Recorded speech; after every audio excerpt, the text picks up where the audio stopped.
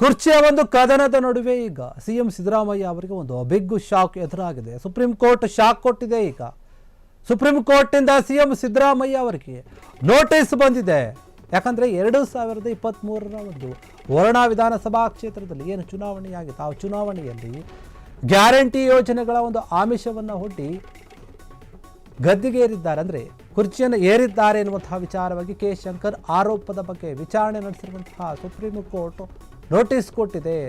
ಚುನಾವಣಾ ಆಯೋಗಕ್ಕೆ ನೋಟಿಸ್ ನೀಡಿದೆ ಸುಪ್ರೀಂ ಕೋರ್ಟ್ ಈ ಒಂದು ವಿಚಾರಕ್ಕೆ ಸಂಬಂಧಪಟ್ಟಂತೆ. ಈಗ ಸಿಎಂ ಸಿದ್ದರಾಮಯ್ಯಗೆ ಬಿಗ್ ಶಾಕ್ ಎದುರಾಗಿರುವಂಥದ್ದು ಈ ಒಂದು ವಿಚಾರಕ್ಕೆ ಸಂಬಂಧಪಟ್ಟಂತೆ.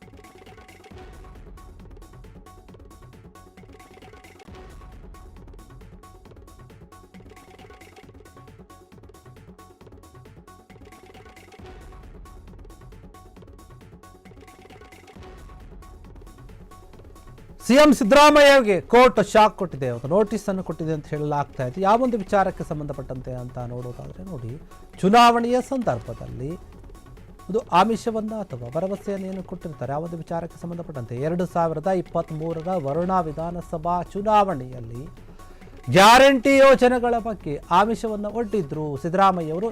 ಆ ಒಂದು ಆಮಿಷವನ್ನು ಕೊಟ್ಟು ಗೆದ್ದಿದ್ದಾರೆ ಅನ್ನುವಂತಹ ಒಂದು ಆರೋಪ ಕೇಳಿ ಬರ್ತಾ ಇದೆ. ಕೆ ಶಂಕರ್ ಆರೋಪದ ಮೇರೆಗೆ ವಿಚಾರಣೆ ನಡೆಸಿದಂತಹ ಸುಪ್ರೀಂ ಕೋರ್ಟ್ ಹೇಳುತ್ತಾ ಇದೆ, ಚುನಾವಣಾ ಆಯೋಗಕ್ಕೂ ಕೂಡ ಈಗ ನೋಟಿಸನ್ನು ನೀಡಿದೆ ಸುಪ್ರೀಂ ಕೋರ್ಟ್. ಈ ಹಿಂದೆ ಶಂಕರ್ ಅರ್ಜಿಯನ್ನು ಹೈಕೋರ್ಟ್ ವಜಾಗೊಳಿಸಿತ್ತು, ಆದರೆ ಸುಪ್ರೀಂ ಕೋರ್ಟ್ಗೆ ಮೇಲ್ಮನವಿಯನ್ನು ಕೂಡ ಸಲ್ಲಿಸಿದ್ರು ಶಂಕರ್ ಅವರು. ಈಗ ನ್ಯಾಯಮೂರ್ತಿ ಆಗಿರುವಂತಹ ವಿಕ್ರಮನಾಥ್ ನೇತೃತ್ವದ ದ್ವಿಸದನದ ಪೀಠ ಏನಿದೆ ವಿಚಾರಣೆಯನ್ನು ನಡೆಸಿದೆ. ಸಿದ್ದರಾಮಯ್ಯ ಮತ್ತು ಚುನಾವಣಾ ಆಯೋಗಕ್ಕೆ ನೋಟಿಸನ್ನು ಜಾರಿ ಮಾಡಿದೆ ಈ ಒಂದು ವಿಚಾರಕ್ಕೆ ಸಂಬಂಧಪಟ್ಟಂತೆ. ಇನ್ನು ನಾವು ಈ ಒಂದು ಪ್ರಕರಣದ ಹಿನ್ನೆಲೆಯನ್ನು ನೋಡೋದಾದರೆ ಏನಾಗಿತ್ತು ಅಂತ ನೋಡೋದಾದರೆ ನೋಡಿ, 2023ರ ಚುನಾವಣೆಯಲ್ಲಿ ಮತದಾರರಿಗೆ ಗ್ಯಾರಂಟಿ ಯೋಜನೆಗಳ ಒಂದು ಆಮಿಷವನ್ನು ನೀಡಿ ಸಿಎಂ ಸಿದ್ದರಾಮಯ್ಯ ಅವರು ವರುಣಾದಲ್ಲಿ ಗೆದ್ದಿದ್ದಾರೆ ಎನ್ನುವಂತಹ ಆರೋಪ.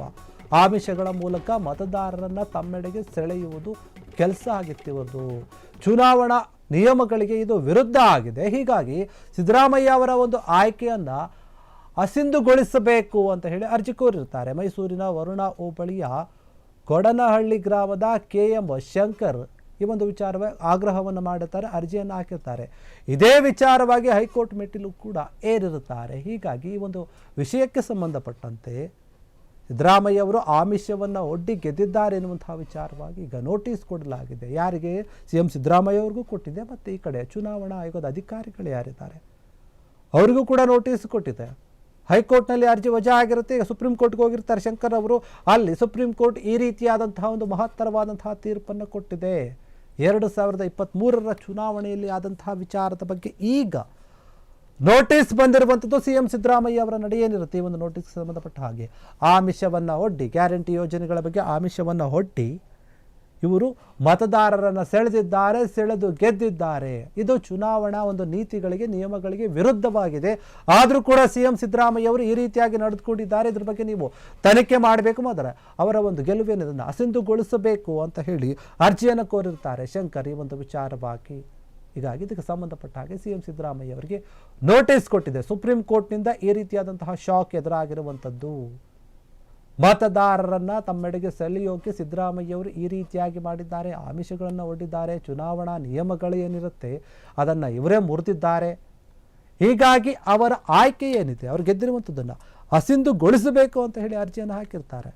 ಮೈಸೂರಿನ ವರುಣಾ ಹೋಬಳಿಯ ಕೊಡನಹಳ್ಳಿ ಗ್ರಾಮದ KM ಶಂಕರ್ ಏನಿದ್ದಾರೆ ಅವರು ಅರ್ಜಿಯನ್ನು ಹಾಕಿರುವಂಥದ್ದು. ಅವರ ಅರ್ಜಿಯನ್ನು ಪುರಸ್ಕರಿಸಿದೆ ಸುಪ್ರೀಂ ಕೋರ್ಟ್. ಹೈಕೋರ್ಟ್ನಲ್ಲಿ ಅರ್ಜಿ ವಜಾ ಆದರೂ ಕೂಡ ಸುಪ್ರೀಂ ಕೋರ್ಟ್ನಲ್ಲಿ ಇವರೇನೇ ಮೇಲ್ಗೈ ಸಾಧಿಸಿದ್ದಾರೆ. ಇದೇ ವಿಚಾರವಾಗಿ ಕೋರ್ಟ್ ಎಲ್ಲ ರೀತಿಯಾದ ವಿಚಾರಣೆಯನ್ನು ನಡೆಸಿದೆ. ಈಗ ಅವರಿಗೆ ನೋಟಿಸನ್ನು ಕೊಟ್ಟಿದೆ. ಸಿಎಂ ಸಿದ್ದರಾಮಯ್ಯರಿಗೆ ಈಗ ಹೊಸದಾದಂತಹ ಒಂದು ಕಂಟಕ. ಈ ಹಿಂದೆ ನಾವು ಗಮನಿಸಿದ್ದೀವಿ, ಮೂಡಾ ಕೇಸ್ನಲ್ಲಿ ಸಿಎಂ ಸಿದ್ದರಾಮಯ್ಯ ಅವರು ತುಂಬ ತಾಪತ್ರೆಯನ್ನು ಪಟ್ಟುಬಿಟ್ರು. ಆಮೇಲೆ ಅದು ಹಂಗೆ ಹಿಂಗೆ ಬಂದು ಹೊರಗೆ ಬಂದರು. ಆದರೆ ಈಗ ಮತ್ತೊಂದು ಸಂಕಷ್ಟ ಎದುರಾಗಿದೆ, ಅದು ಚುನಾವಣೆಯಲ್ಲಿ ಗೆದ್ದಿರುವಂತಹ ವಿಚಾರವಾಗಿ. ಒಂದು ವೇಳೆ ನಿಜಕ್ಕೂ ಕೂಡ ಅವರನ್ನು ಅಸಿಂಧುಗೊಳಿಸಿದರೆ ಏನಾಗುತ್ತೆ? ಮತ್ತು ಆ ಒಂದು ಕ್ಷೇತ್ರದಿಂದ ಮರು ಮತ ಎಣಿಕೆ ಆಗುತ್ತಾ, ಮರು ಚುನಾವಣೆ ಆಗುತ್ತಾ, CM ಆಗಿರುವಂತಹ ಸಿದ್ದರಾಮಯ್ಯವರು ಅವರ ಒಂದು ಸ್ಥಾನಕ್ಕೆ ರಾಜೀನಾಮೆ ಕೊಡಬೇಕಾಗುತ್ತಾ, ಏನು ಗೊತ್ತಿಲ್ಲ. ಆದರೆ ಈ ಒಂದು ವಿಚಾರ ಗಂಭೀರವಾಗಿದೆ. ನೋಡೋಕೆ ಇದು ಜಾಸ್ತಿ ಜನಕ್ಕೆ ಈಗ ವಿಚಾರ ಗೊತ್ತಿಲ್ಲ ಅಂದರೂ ಕೂಡ ದೊಡ್ಡ ಮಟ್ಟದಲ್ಲಿ ಎಫೆಕ್ಟ್ ಆಗುವಂತಹ ಎಲ್ಲ ಸಾಧ್ಯತೆಗಳು ಕೂಡ ಕಾಣ್ತಾ ಇದೆ. ಬೆಳಗಾವಿ ಅಧಿವೇಶನದಲ್ಲಿ ಈಗ ಬ್ಯುಸಿಯಾಗಿದ್ದಾರೆ. ಅಧಿವೇಶನ ಮುಗಿದ ನಂತರ ಈ ಒಂದು ವಿಚಾರದ ಬಗ್ಗೆ ಅವರು ಗಮನ ಕೊಡಬಹುದು. ಏನಾಗಬಹುದು ಈ ಒಂದು ನೋಟಿಸಿನ ವಿಚಾರ ಅನ್ನುವಂಥದ್ದನ್ನು ಸಿದ್ದರಾಮಯ್ಯ ಅವರು ಹೇಳಬೇಕು. ಮತ್ತು ಮುಂದಿನ ನಡೆ ಏನದನ್ನು ಎಲ್ಲರೂ ಕೂಡ ಕಾಯ್ತಾ ಇದ್ದಾರೆ. ಕ್ಷಣ ಕ್ಷಣದ ಸುದ್ದಿಗಳಿಗಾಗಿ ಫ್ರೀಡಂ ಟಿವಿ ಸಬ್ಸ್ಕ್ರೈಬ್ ಮಾಡಿ, ಲೈಕ್ ಮಾಡಿ ಹಾಗೂ ಫಾಲೋ ಮಾಡಿ. ಹೊಸ ಸುದ್ದಿಗಳ ನೋಟಿಫಿಕೇಶನ್ಗಾಗಿ ಬೆಲ್ ಐಕಾನ್ ಮೇಲೆ ಕ್ಲಿಕ್ ಮಾಡಿ.